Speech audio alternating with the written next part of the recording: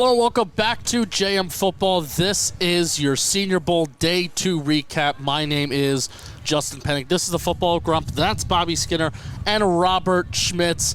Hey, a lot of guys that we didn't even talk about yesterday did kind of stand out in Day 2, but a guy that I think we need to talk about to start, got to give the people what they want. Let's talk quarterbacks. Bo Nix. And I'll leave it at that.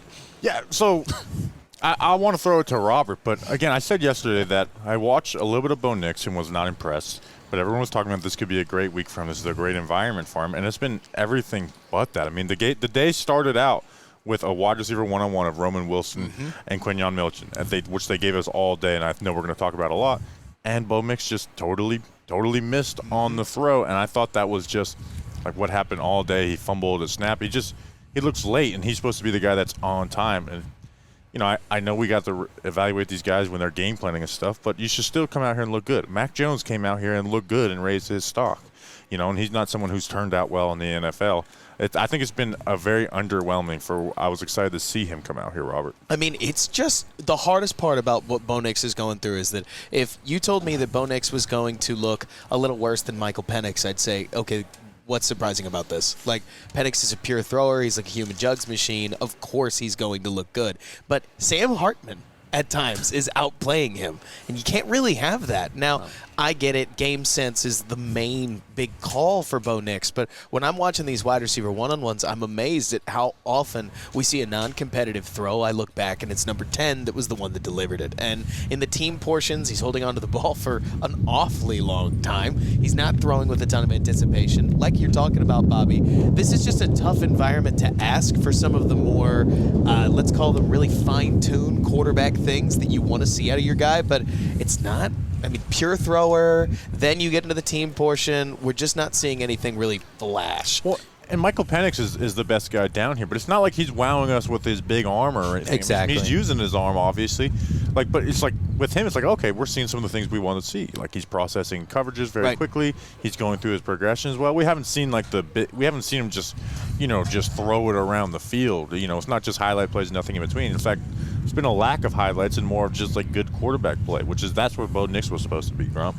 I mean, I understand, like you were saying, Robert, that there's a lot more to Bo Nix than his ability to throw the ball. But at the end of the day, I can't name any great quarterbacks that don't throw the ball well. Yep.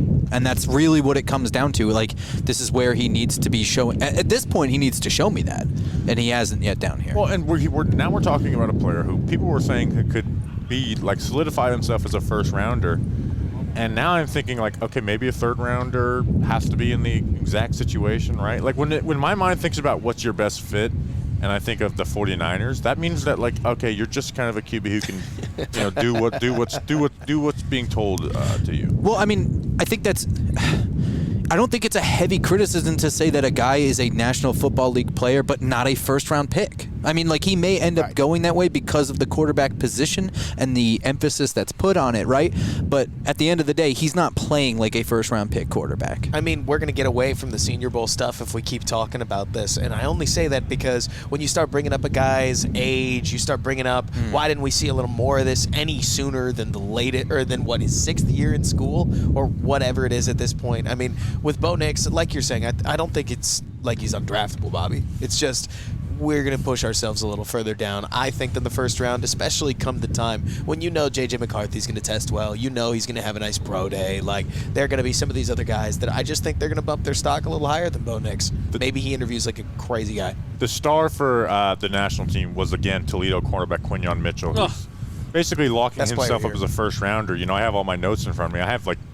8 bullet points, right? And, like, the seventh one is when he gets an interception on USC wide receiver Brendan Rice on a post. You know, in team drills, we didn't get to see him because they just didn't throw at him because he locked up guys like UCF wide receiver Javon Baker. But I want to know what you guys thought watching this practice in one-on-ones, because I love what the coaching staff did. And they gave us Roman Wilson, the Michigan wide receiver who had a great day yesterday, and him essentially every single time because Quinyon Mitchell would just swallow up anybody else he faced. Yeah, I absolutely love that they did that, and they really clearly put the hardest challenges for each player Best out there. on best. It's not necessarily the fact that it's the best on best, it's that each player is going up against like competition, I would say. So all around, outside of just Quinyon Mitchell and Roman Wilson, we got to see more even matchups, I guess, and get a better feel for the players that are down here. But Quinyon Mitchell and Roman Wilson as a matchup one-on-one was great to watch for both players, because even it didn't matter if the pass was caught or not. Both players were having good reps throughout the entire practice, and at the end, I'm pretty sure this clip is viral at this point, the one-on-one after practice between Mitchell and Roman Wilson was just electric. Oh, yeah. I think the only reason why Mitchell maybe even allowed that catch on the sideline, I think he slips Stumbled. in that. Yeah. Throws a little errant, and Wilson comes down with that one-handed catch. Bobby, you mentioned the Brendan Rice, that interception that they had in 1v1. Now, I know Rice is a little bit bigger. He's maybe not the fastest guy, but Mitchell's just made everything look easy this week. Yes. He stays in Rice's back pocket, stays there. Ball's maybe a little slightly underthrown, but he's right there, pounces on it, and it's an interception. I mean, that's the biggest thing, is that Quinyon Mitchell it hasn't been difficult for him this week. Like, I'm still waiting for him to reach that top speed. I'm even seeing in man coverage, he looks good, in the 1v1s. In 11-on-11, he's running a lot of zone, and he's aware of the men in his grasp, not just covering an area on the field. So Quinyon Mitchell looks very comfortable, made everything look easy. I'm expecting first round. Yeah, he just moves at a really good, high speed, and his technique is, really solid, too. Yeah, you don't see really these is. technical misses where, we talk about people mentioning him in the first round. Well, you remember the corner? Emmanuel Forbes went, top 15 last year? Oh, yeah. If what I've seen, maybe Forbes would have came down here and dominated too, but, what I've seen against him here is better than what I saw Emmanuel Forbes do in college. Sure. I feel like this is exactly the environment for guys like Quinyon Mitchell. This is why the Senior Bowl exists, is so that you can take a guy out of Toledo, you can put him up against Devontae Walker and other guys that are intended to be first-round picks, and honestly, he locks enough of them up, if not all of them, to the point where you say, okay, you're just a dude then. Yeah. It's awesome. And the Roman Wilson matchup was fun because Roman Wilson's good, you know? Yeah. But Wilson didn't look anywhere near as good as he did yesterday against Quinyon Mitchell, right? He had one catch. I got the first 3 reps that they had. The first one was kind of like a little double move, and if the ball was placed really well, it could have been a Wilson catch, but Bo Nix had a horrible throw. The second one was maybe the longest, 5-yard hitch I've ever seen, where he took, it was like your uncle in the backyard trying to juke you up, and it's like, okay, congrats on catching that, and then walled him off on a double move. I mean, he basically won all those except for that out route we saw at the end of practice. One guy I want to bring up, because I don't think we talked about him all yesterday, and I thought he did well yesterday, and again today, was Ricky Pearsall, Yes. 6-foot wide receiver from Florida. Previously, I think it was Arizona or Arizona State. He is probably the most refined route runner here. I think he looks the most comfortable running a very varied route tree. I know coming from the Napier offense in Florida, he was not able to show that, so this is the perfect environment for him here, and he's looked really good here. He had a very dramatic catch today, and he's really good at those. If you look up his highlight reel, you'll see tons of contested catches. So we're seeing him continue to raise his stock. And here, they're not contested catches because of he can't separate. Right. There was one on a one-on-one where he just dominated, and he slowed up 5 yards. Yeah, he had the slope really bad, allowed the corner space, and he basically went up and over and grabbed that, so that was nice. You saw him, he was probably one of the more targeted guys in team drills, even on some, little free release out routes and things like that. Who was the cornerback that you thought struggled the most? And I know the answer to this. I mean, it's Kalen King. Yeah. Penn State corner Kalen I King. warned everybody yesterday. Penn State corner Kalen King is having a Senior Bowl very reminiscent to 2 years ago. We had Darion Kendrick out of Georgia, who also came from a big-time defense that had done all kinds of things. He was one of the best corners in the SEC, or at least it seemed like at that point. Came down to the Senior Bowl and just can't square anybody up. I mean, it doesn't feel like a lack of athleticism, but here, I mean, Justin, he took your advice. He was less aggressive. It did not make a difference. No. He's not competitive at this point, and that's too bad, because I don't want to use words like that. That feels awfully heavy, right? But he's just not competitive right now. Yeah, for sure. Fellas, I know we have a lot more notes on the American team from today. Maybe do you want to move to the offensive line, the defensive line? Let's move there before we move to the American side. Justin, you were focused on the offensive and defensive line. Who was your biggest standout on the trenches for the national side? I mean, this could be wrong, but I mean, Isaiah Adams through 2 days is a guy that we haven't talked about, and I haven't seen a lot of talk about him in general. Illinois offensive lineman. Yes, thank you. Illinois offensive lineman. I'll even give you his measurements. Why not? Here at 6'4", 316 pounds. So he's an interior guy. They have actually lined him up at tackle at times, but I think he's mainly an interior guy. His hands, Bobby, I'm really excited for you to look at him and watch his hands. Watch how he shoots his hands. He's the first one. He's aggressive. He's the first one to get his hands on guys. I think, hey, I'm even going to throw around a term. I think he even works independent hands well, too. So Isaiah Adams, and he brings a little bit of nastiness to him. He's definitely not passive. So Isaiah Adams through 2 days really impressed me. Every rep's not perfect, but the hands really impressed me. I noticed him on accident today because I didn't watch much of the one-on-ones on the national side. But in the team drills, I was watching Gabe Hall, the defensive tackle at Baylor, because he had a great day yesterday. And a lot of times he was on Isaiah, and I'm like, man, I'm not seeing the same Gabe Hall that I saw. And it was the Illinois guard, Isaiah Adams. I would add one more guy, the center from Florida, Kingsley Aguakon. I guarantee I said that wrong. But yesterday he dominated every single one-on-one rep that he had. He does seem to have some, good technique to him, but what I really like is he's got a lot of nastiness in him. He's got one more hit in him after every single rep. It's a lot of fun to watch. I want to give some love for a linebacker that we'll have a breakdown out on this channel tomorrow, Payton Wilson. I've fell in love with this guy before I got here, and sometimes I worry about the linebackers I fall in love when they're here not looking so good. Wilson looked good, man. He had a pass breakup on Penn State tight end Theo Johnson on a little sit route. Had a would-be sack, and then he made a lot of plays in the run game. Now, he did have one bad play where they ran a pick route to get the running back in a rail route. He undercut it, and Marshawn Lloyd, the USC wide receiver, had an easy catch on the sideline. So that's something where you just can't have that happen in real life. But overall, I think he's looked really good. So we can get to the American side. I do want to start in the trenches, even though there's so many guys I want to talk about.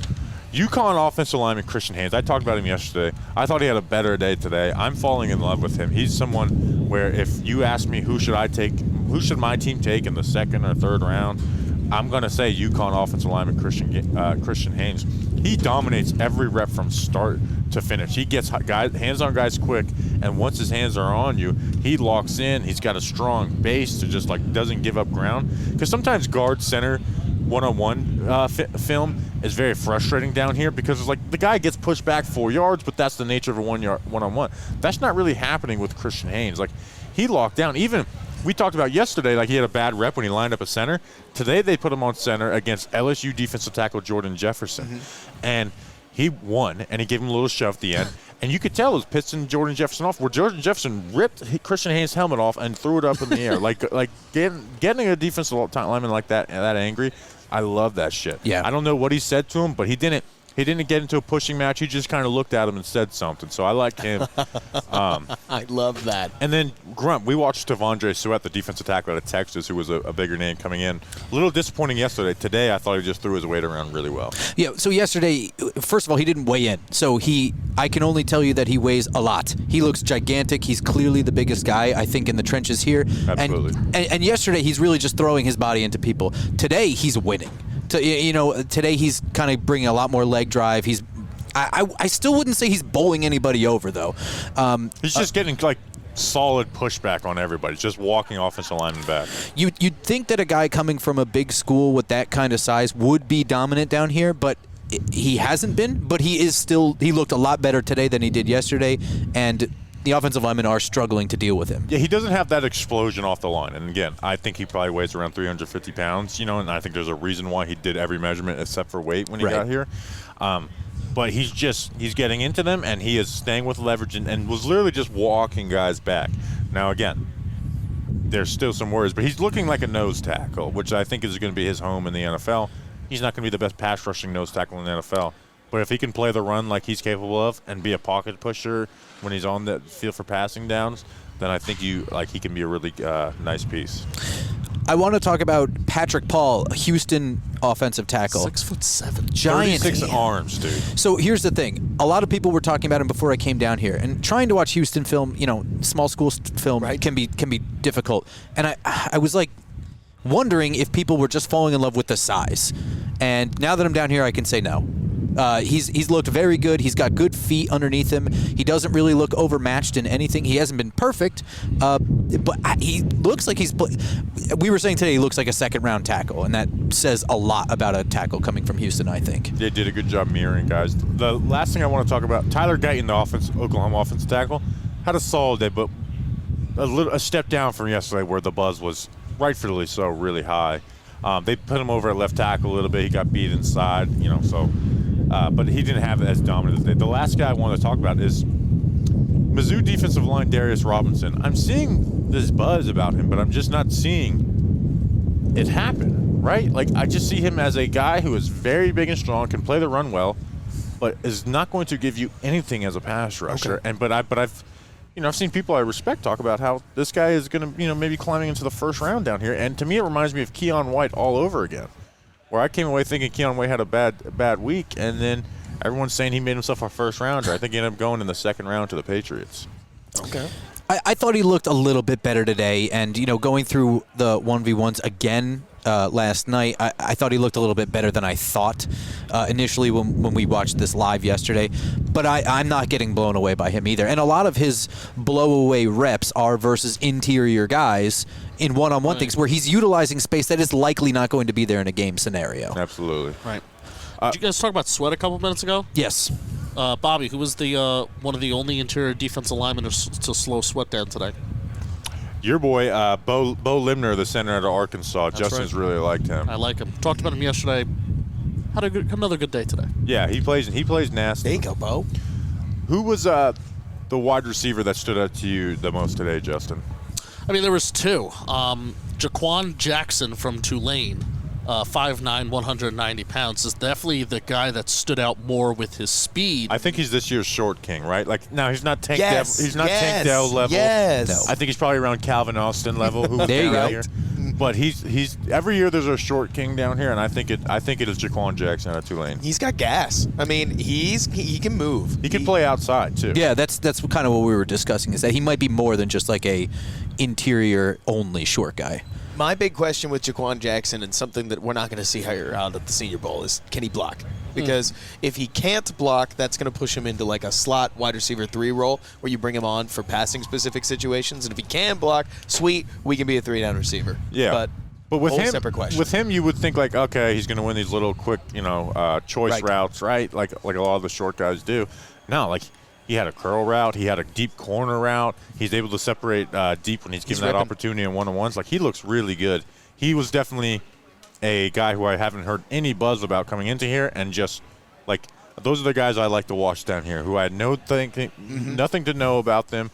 No one told me about him, and then I'm like, okay, that guy right there with the green helmet, I like him. That's the exact same experience I know I had with Louisville corner Jarvis Brownlee and Fresno State corner Carlton Johnson. Carlton Johnson just moves really well. He had the does. interception in the end yesterday, so I watched him a little bit, and he was moving around the field effortlessly. Really clean. Really clean. And then Especially since a bunch of these guys are late ads, we didn't have time to scout them. Right. So instead, all we get to watch is what they were going to do against Ladd McConkey, against Johnny Wilson, against the rest of this American team's receiver core. And I actually thought they did pretty well. It was a funky day for receivers and DBs because a lot of the guys that hadn't shined yet decided to step up. And we saw a small step back from guys like McConkey, but part of me thinks he just got a little bit more attention paid to him. Want to mention Jamari Thrash. Yes. Want to mention, let me see. Jamari Thrash, the Louisville wide receiver, he looks really good. Like, He does.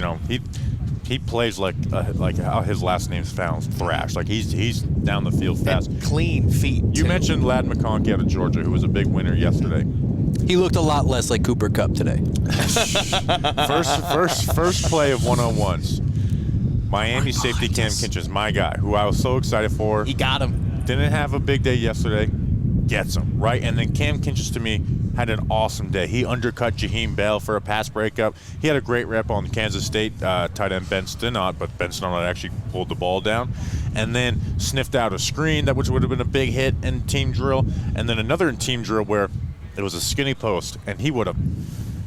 he would have knocked this cat out. Right? Probably a penalty because of the way the NFL is right now, but he has to let up because it's a practice out. It was a here. hospital bowl by Joe Milton, too. Yeah, Joe Milton hasn't looked great either, the Tennessee quarterback. No. But Cam Kinchins, who yesterday I was so excited to watch him, was a little disappointed. He was playing off in one-on-ones. To me, came out here. I mean, Grump saw me. Every play he made, I was, fist pumping because He looks great. It was exciting to watch him. Georgia safety Javon Bullard looks great. The other Georgia safety, Tyke Smith, who's more of a star defender for those who know how Saban's defense works. He basically plays a hyper nickel corner linebacker thing. And so he looked really solid, especially once you got into team drills. It was a fun day for the safeties. A fun day for a lot of these guys. What do you think of South Carolina wide receiver Xavier Legette, who was one of the bigger names getting down here? He had some big catches today. He totally did. I thought he looked like the athlete a lot of people have seen on tape, but I don't think that's translating to separation the way that some people wanted it to. Yeah, I agree. It's not to say that he's not doing anything. I mean, he's far from the worst player out here. And that athletic pedigree is going to get anybody excited. But if you're looking for somebody like him, especially that kind of athlete, I mean, Bobby, you want him to dominate, right? Yeah. And he just looks solid. He should have some. He's went up and got the ball. He made some tough catches. With him, I'm not saying every play because that's not who he is. Have a play where you just cook a corner, right? Have him, off of you by 5 yards because you cooked him at the stem, or you had a great stands out here go. or you had a great release and were able to stack and get away, right? And I think he's having issues with that. We talked about tight end. I forwarded something like that. FSU wide receiver Johnny Wilson, who's 6'6". Did you notice that they had tight safeties covering him today in one-on-ones? I did. I think that he might be, getting ready to learn tight end. But now they did do that for yesterday? inside guys. Like, I would be shocked if he was going to learn tight end, if only because he's almost like too big and too long and doesn't like to block enough, especially when you've got a tight end like TCU's Jared Wiley, who is, what if you took Johnny Wilson and made him a tight end? He's already there, right? Just a little less fleet of foot. But either way, hey, maybe, Bobby. Maybe, because goodness knows, as a receiver, he's fine, has some moments, but leaves a lot on the field. Very literally. And if you're a fan of a team that is looking maybe for a backup quarterback or a second-round quarterback or something like that, Spencer Rattler, I think, had a better day today. He looks like the best quarterback from the American team. He delivers a timely ball, a good ball. He still likes to run a lot, and that's definitely a dangerous part of his game. I was hoping to see a little bit more from Michael Pratt, the Tulane quarterback. It's see if he can command an offense or something like that. He's not really wowing me thus far down here. I guess I will say that the second practice felt a little weird in the team drills. It didn't really make it conducive to seeing a lot of things with the quarterbacks, but running a lot of screens. Lots of screens. It was a funky practice. I mean, to be fair, I guess, like, you're going to get some of these coaches that are going to try to win the ball game, right? On the one on Saturday, they're going to not prioritize reps and eval tape so much as, hey, I'm coaching here, right? And so it sure felt as if this one had, the whole day two had more of a this is football practice feel to it. Worked kickoffs, worked punt returns, worked a whole lot of screens. Had coaches catch punts. Yeah. What was that? Ended 15 minutes early. Well, the second practice, at least they went a little late. I like that. Right. The first practice was just goofy that way. Yeah. I'll give one last name, DJ James. He basically ran a curl for a route when they started the Auburn cornerback. And then when they started team drill, they tried to run an RPO, right, with the little glance route on the backside. Jumped. He didn't catch it, but it should have been an interception. He had better hands. I'll tack one more on. I thought Kentucky corner Andrew Phillips had a really good day. We talked about him yesterday as somebody who was feisty, and he brought the heat today. I just wonder how he's going to hold up against bigger guys in the NFL, but we can figure that problem out later. Right now, even out here at the Senior Bowl, when he gets matched up against a guy roughly his size or even a little bigger, he's playing big. Good for him. I got nothing left. You got nothing, and I got nothing either, and that is your Day 2 Senior Bowl recap. We're going to be back tomorrow recapping the final day of practice. Robert Schmitz, Bobby Skinner, the Football Grump, and myself, Justin Penik. Like, comment, subscribe. Let us know what players you want us to be watching. Let us know what you think. Peace. We'll see you tomorrow.